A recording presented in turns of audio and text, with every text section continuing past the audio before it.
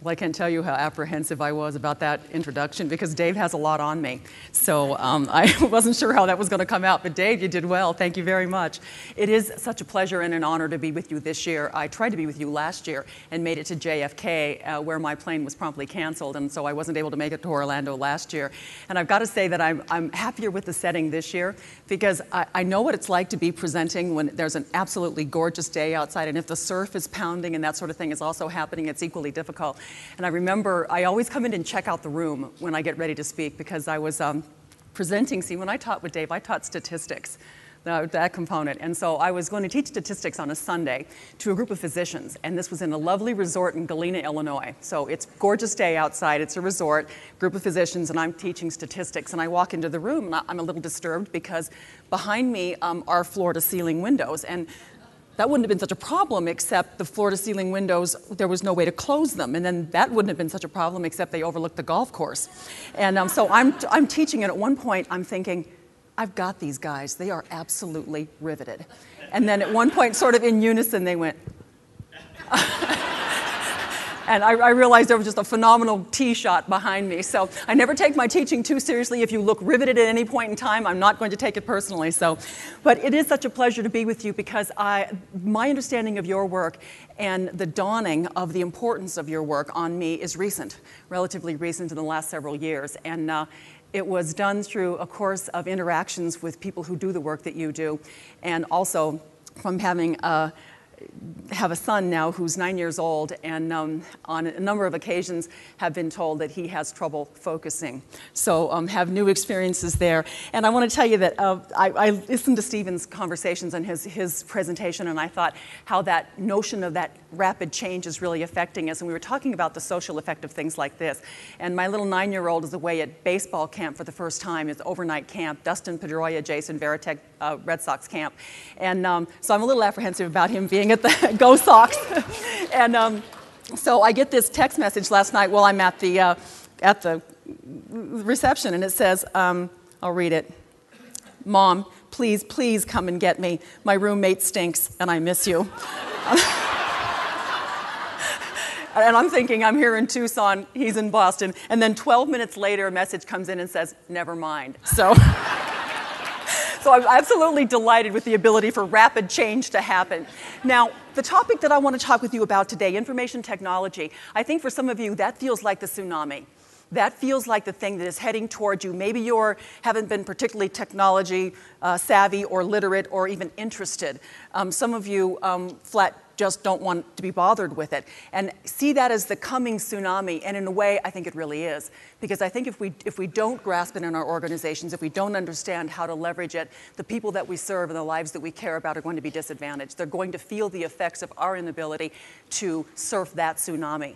But the truth of the matter is, it will take a community to do it. And I think more and more we're finding out that any big change that we attempt, any sort of transformational work, nobody can do it alone. We're finding that few organizations can do it alone. We're finding that people can't do it alone. A leader can't do it alone. It's a collective. And so what I want to talk to you about today are some of the learnings that we've had now for the last 8 years in Rhode Island, and what we've found about the power of community, the power of vision, and the ability to begin to execute. But I don't think the tsunami is technology. I think the real tsunami that's coming after us is going to be something like a change in the payment system where we're finally going to have to be accountable for outcomes, where we're finally going to have to demonstrate that what we do works, that we're finally going to have to demonstrate that we understand our own science and that we can apply our own science. So what we'll talk about today, a little bit about the need and the opportunity. I want to start out some with the context for why did I begin to turn my focus to information technology? I don't care a thing about information technology, of technology really of any kind. My background, as we mentioned, was quality improvement and the opportunity to teach with Dave. And I have to tell you that any of you that have worked with Dave and know Dave love Dave. And I'm one of those people. He's one of my greatest mentors. And almost everything that I know about change and about transformational leadership, I learned from Dave. I love you. I miss you. So So we'll talk then about the technology, why it's a foundation for quality improvement, because I gravitated toward it because I had a unique opportunity in the state of Rhode Island to start with a clean slate on improvement activities and do it on a very, very broad scale, a statewide scale. And so I very, very carefully chose what it was that we were going to apply the quality improvement principles to, and it turned out to be technology, because I'm beginning to believe that it is the foundation of every other transformation we want to make in the delivery of services to whomever we're delivering those services. And then talking about action at the federal and state level, why your leadership is critical. We went for 3 years working on our information technology in Rhode Island before somebody clued me in, and they said, what about behavioral health? And I thought, quick, think. So I did that sort of, look over here, and I said, oh, healthy behaviors. Oh, absolutely. We believe very strongly. And he said, no, I'm not talking healthy behaviors. I said behavioral health. You don't have anybody involved. Oh. And we very, very began to quickly remedy that, and it's brought a sea change to us in how we've approached the work that we've done and brought us closer to closing that gap between sort of traditional medicine, primary care, and so forth, and beginning to treat people as whole persons, beginning to see them in the context of their lives and their communities. And it's been a huge step forward, and we have you to thank for that. So I want to talk a little bit about that need and opportunity. These were the things that got my attention early on in quality improvement. Dean Lee, Dave, and I were teaching about this sort of thing for a long, long period of time. Lack of continuity of care, people moving from one care setting to another, information not following them, caregivers not following them. They can't follow their own care either. That idea of the cost of care just haunts us, tracks us, and drives so many of our decisions in this country. Slow or non-existent performance feedback loops. We don't know whether what we do works. We don't have good methodologies for figuring out whether these treatments are effective. Perverse incentives. For the most part, particularly in acute care, I know that more deeply, is that a lot of times our quality improvements end up hurting us financially. We have a wonderful improvement activity going on in Rhode Island with our ICUs that my organization leads. We've driven down central line infections by 59%. We've saved about 200 lives, and we've saved about $9 million. And the interesting thing about it is I have a couple of hospital CEOs that have said, how much longer are you going to run the collaborative? And I said, until people stop dying from central line infections, and we have zero. And he said, I got to tell you, you're bleeding me financially. For every one of these patients, I lose money. We are really one of the only industries that can inflict a defect on our customer and bill them to fix it.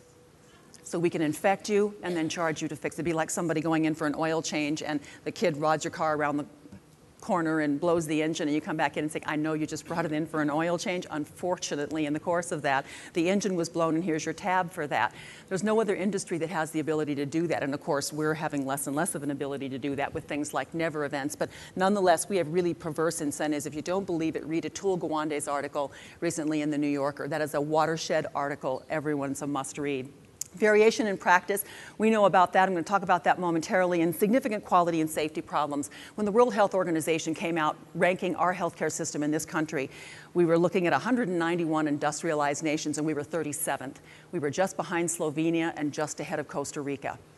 And we were livid when that came out. It was just the typical, where we take a look at the information, and of course, you attack the survey, you attack the research, and people began to do that. And I understand that. That's human nature. When I ran hospitals, and I'd get my patient satisfaction questionnaires back, and I'd look at that score, and ooh, it was bad. And I'd say, okay, let's see.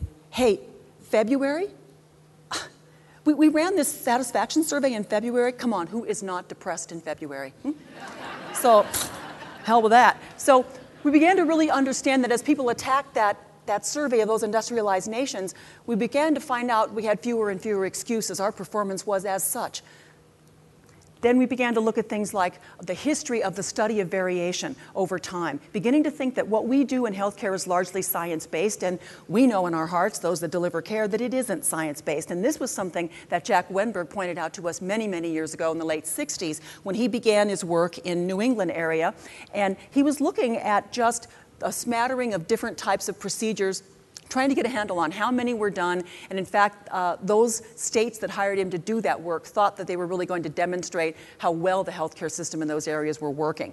And he came up with this first set of statistics here that showed hysterectomies by age 70. I think he called them uterine survival rates.